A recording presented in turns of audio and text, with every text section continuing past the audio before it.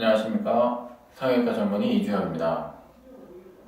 자, 오늘은 보형물의 파열, 식염수백의 파열 후의 재수술, 그리고 코이시브젤 보형물의 파열 후의 재수술에 대한 강의를 하겠습니다. 자, 보시는 바와 같이 식염수백은 이렇게 생겨 있습니다. 식염수백은 처음에는 말하자면 이제 풍선처럼 이렇게 생겨있는, 그것도 이제 결국은 실리콘으로 만들어진 건데, 실리콘으로 된 풍선을 좁은 구멍을 통해서 집어넣고 내부에 들어가 있는 그 풍선의 바깥에서 물을 집어넣어줘서 부풀려 오르는 것을 이제 식으로 수술 진행합니다. 내용물이 이제 식염수, 즉 0.5% 소금물인데, 자, 식염수백이 파열이 되면은 이 식염수들은 바깥쪽으로 전부 흘러나옵니다. 흘러나오면서 어떻게 되느냐? 사람 몸이 소금물로 되어 있는 거 다 알고 계시죠? 당연히 얘네들은 몸에 전부 흡수됩니다.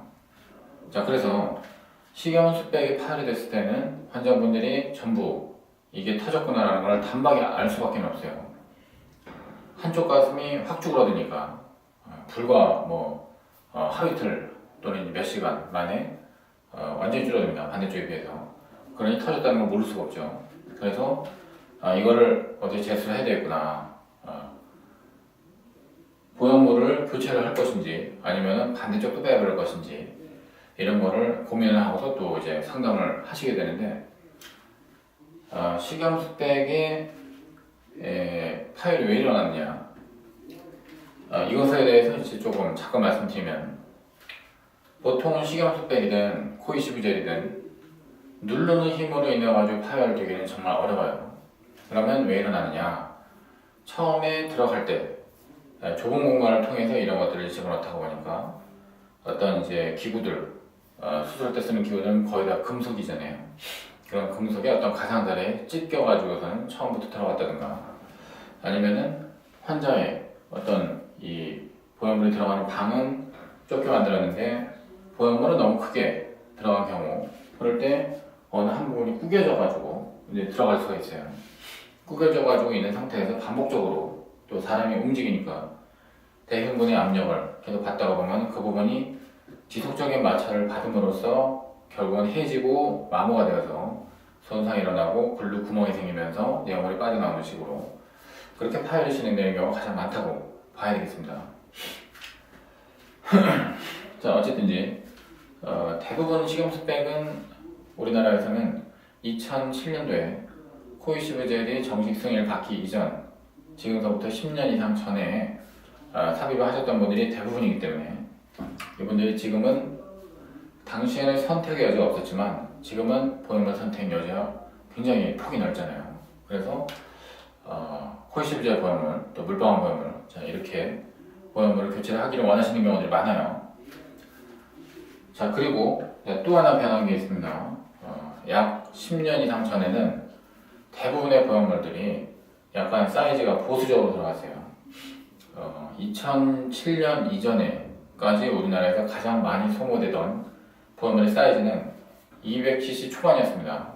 225cc, 250cc, 250cc만 해도 굉장히 큰 보형물이다, 괜찮냐 라고 분들이 얘기를 하셨었습니다. 자, 지금 2016년, 2017년 지금 현재 상태에서 우리나라에서 소모되는 보형물의 사이즈 평균은 200cc 후반대입니다. 290cc, 300cc, 280cc 이 정도가 가장 에버리지로 많이 사용되는 보형물이에요. 이거는 그 10년 동안에 한국 여성들의 신장과 체형이 비약적으로 변했다고 보기는 어렵고, 대부분 체형이 이제 그때나 지금이나 비슷한데 문화적인 어떤 변화에 영향을 받았다고 생각을 합니다. 그래서 물에서라도 큰 보형물을 넣기를 원하는 여성들이 훨씬 많아지다 보니까 이렇게 식염수백을 10년 이상 몸에다 지녀왔던 분들도 지금은 이것이 파열이 되고 난 다음에 나는 새로운 보형물로 교체를 하고 싶은데, 교체하는 보형물을 코이시브젤로 하고, 그리고 이것보다 더 큰 사이즈로 바꿀 수 있느냐, 자, 이렇게 주문하시는 경우들이 압도적으로 많아요.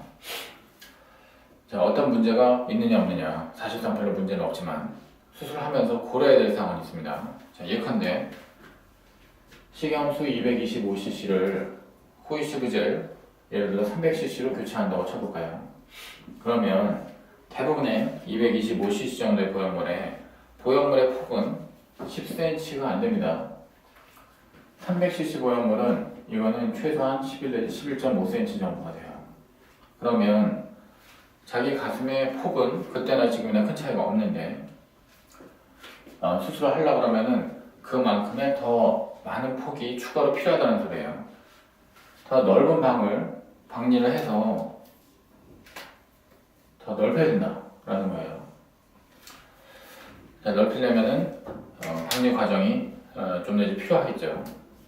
자, 그게 불가능하지는 않습니다. 그러나 자기 원래 흉곽과 자기 원래 골격과 자기 원래 체구는 그대로이기 때문에 이러한 사이즈의 변화에 있어서 너무 무리한 변화를 추가하지 않으시는 게 좋아요.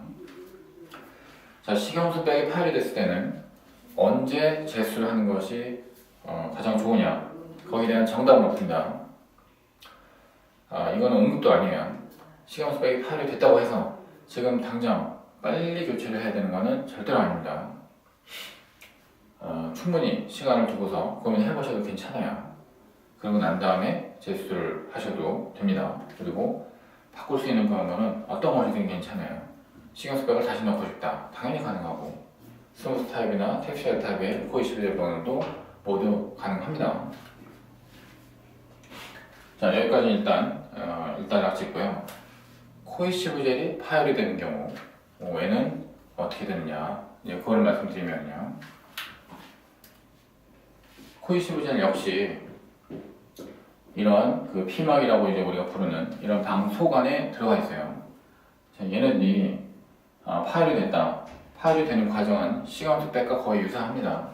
반복적인 마모로 인해 가지고서는 해지면서 어떤 균열이 생겨서 거기서 내부 내용물이 바깥으로 나갈 수 있게끔 기회가 제공이 되는 건데, 물은 조그마한 구멍만 생겨도 줄줄줄 누수가 되는데 코이시브젤은 그렇지 않아요.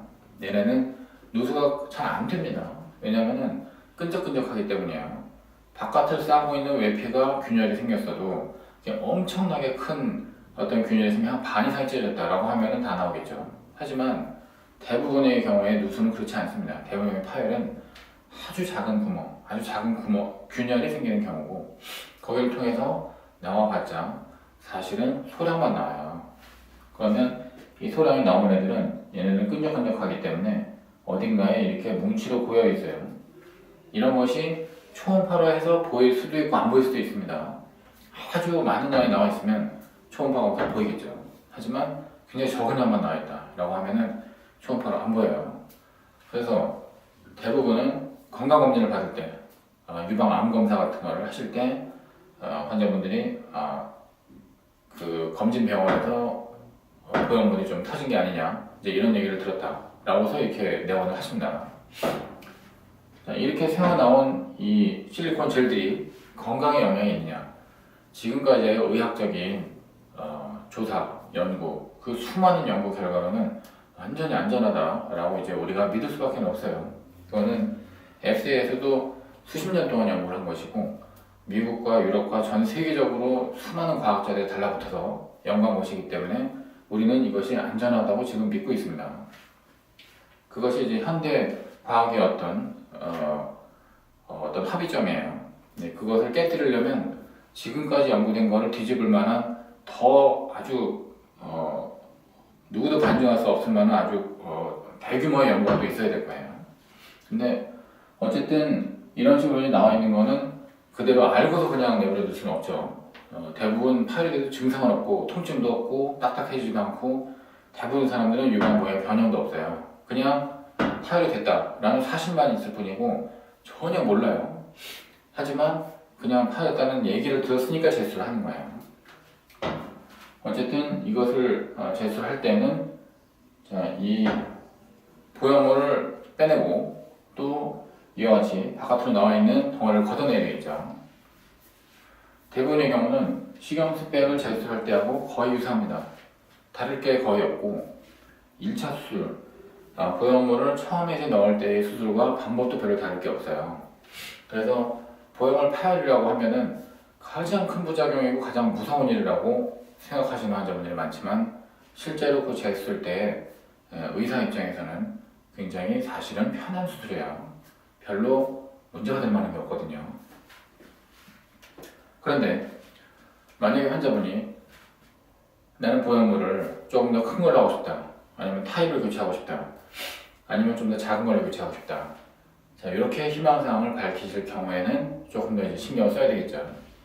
만약에 아까 얘기한 것처럼 더 큰 보형물을 나는 집어넣고 싶다, 자, 이런 경우에는